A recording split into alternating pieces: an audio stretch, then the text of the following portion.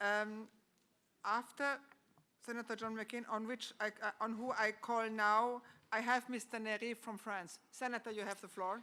Thank you for the opportunity to join you this afternoon, and I'd like to recognize my fellow members of Congress, Dennis Cardoza and Robert Aderholt, who are doing great work.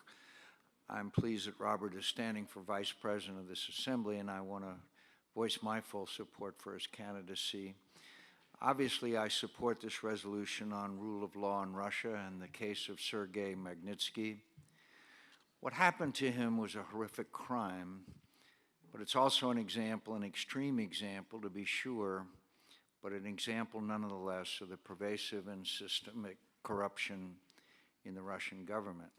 To this day, no one, not one person, has ever been held responsible for Sergei's death.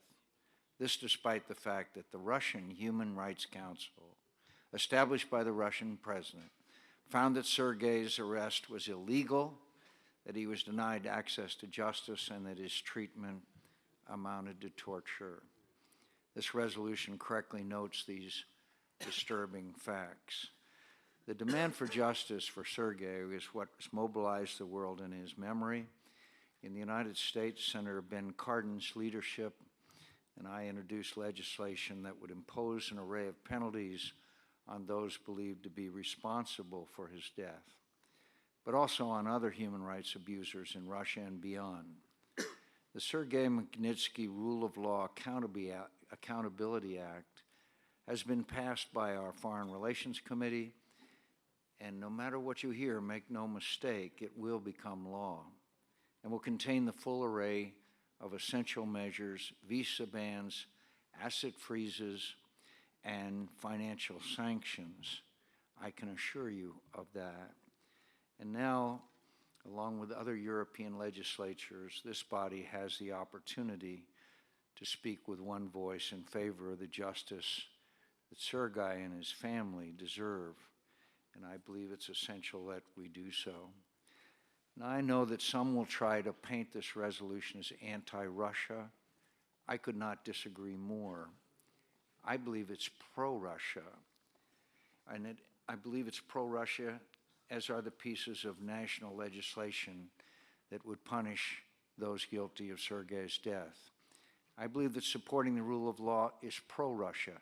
I believe that defending the innocent and punishing the guilty is pro-Russia. And ultimately, I believe the virtues that Sergei Magnitsky embodied: integrity, fair dealing, fidelity to truth and justice, and the deepest love of country is pro-Russia. And I would submit that it represents the future that most Russians want for themselves and their country. So I would ask my colleagues now to add their voices, our voices, to theirs by passing this important resolution today. And in doing so, let us align this Assembly with the highest aspirations of the Russian people, Sergei's aspirations for justice, for equal dignity under the law, and for the indomitable spirit of human freedom. Thank you.